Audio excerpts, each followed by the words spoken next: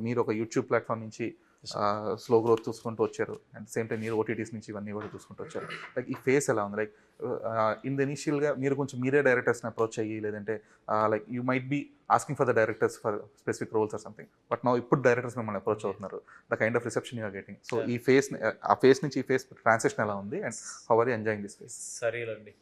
The best part about where we are right now is we don't have to audition anymore. ఎందుకంటే audition చేసిన ప్రతిసారి దొబ్బుద్ది రాదు. 100% అది ఎందుకు టెరిబుల్ అంటే సార్, ఇప్పుడు you will be put in a place where there are just 4 walls and a camera and there is no environment, there are no co actors. You don't know what is beginning of the film, you don't know what is ending of the film. You're just put in a scene where you have to imagine something in your own head. Director రాసిందో కాదో కూడా తెలియదు. So మా ఇమాజినేషన్లో ఏముందో డైరెక్టర్కి తెలీదు.